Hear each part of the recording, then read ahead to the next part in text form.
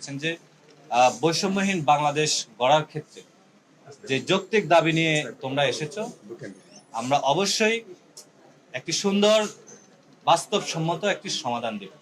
আমরা স্যারকে দাবি জানিয়েছি, স্যার এমন একটি সুন্দরভাবে সমাধানের পথ বেছে নেবেন যাতে আন্দোলন মাঠে থেকে না যায়।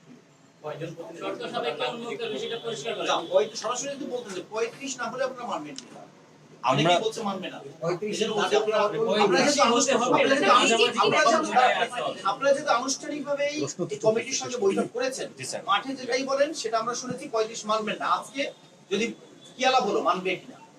আমরা যতটুকু আলোচনা করেছি, আমাদের কাছে স্যার যতটুকু শুনেছেন আমরা সন্তুষ্ট, আমরা আশাবাদী একটি যৌক্তিক সমাধান হবে, আর সেটা ন্যূনতম 35 এবং বিভিন্ন সেক্টরে বিভিন্ন ক্ষেত্রে শর্ত সাপেক্ষে যে উন্মুক্ত সেই বিষয়ের পক্ষে দাবিটি যাবে। এটা শর্ত সাপেক্ষে উন্মুক্তর ব্যাপারটা হচ্ছে যে শিক্ষা ক্ষেত্রে, গবেষণা ক্ষেত্রে, চিকিৎসা ক্ষেত্রে বিভিন্ন সেক্টর আমাদের গবেষণার একটা রিপোর্ট আছে, স্মারকলিপি দিয়েছে, সেখানে বিস্তারিত আছে। আচ্ছা, আমরা 9টা। আমার নাম হচ্ছে রাসেল আল মাহমুদ। আমরা 8 জন এসেছি। আমরা একটি সমন্বয়ক টিম হিসাবে এখানে এসেছি। আমি সমন্বয়ক টিমের পক্ষে কথা বলছি।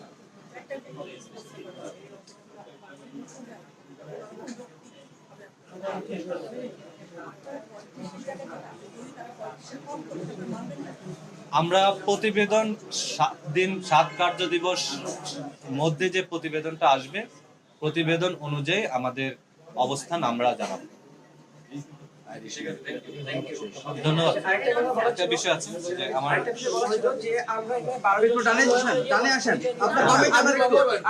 আবু সাইদ একজন সমন্বয়কারী বর্তমান আন্দোলনে। তো আমরা যারা আন্দোলন করতেছি, আমাদের 12 জনের একটা কমিটি আছে। আমাদের 12 জনের কমিটি একটা আন্দোলনের আমরা ডেট ঘোষণা করেছিলাম, যে ডেট ঘোষণার প্রেক্ষিতে আমরা আমাদের আন্দোলনের ফলে এখানে আলোচনা টেবিলে আসছি।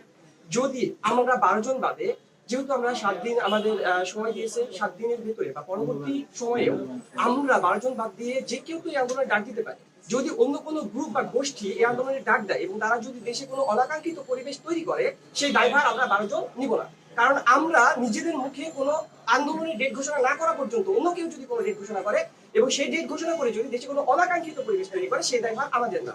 কারণ আমরা দেখছি যে ইনকলাব, আমি তীব্র নিন্দা জানাচ্ছি, তারা আমাদেরকে পলিটিসাইজ করার চেষ্টা করছে, তারা আমাদেরকে ছাত্রলীগ ঘোষণা করার চেষ্টা করছে। এই জন্য আমি জিনিসটা ক্লিয়ারিফাই করলাম, আমরা 12 জন বাদে যদি কেউ কোনো আন্দোলনের ডেট ঘোষণা করে এবং তারা কোনো অনাকাঙ্ক্ষিত পরিবেশ তৈরি করে, এই দায়ভার আমরা 12 জন নেব না, যতক্ষণ পর্যন্ত না আমাদের সমন্বয়কদের ভিতরে কেউ কোনো আন্দোলনের ডেট ঘোষণা করবে। ধন্যবাদ আপনাকে। 9 দফা কি কি আছে? আমাদের 9 দফা নেই। আমাদের 9 দফা নেই। আমাদের দাবি চাকরিতে আবেদনের বয়সসীমার ন্যূনতম 35 এবং শর্ত সাপেক্ষে হচ্ছে উন্মুক্ত আমাদের একটা মাত্র দাবি।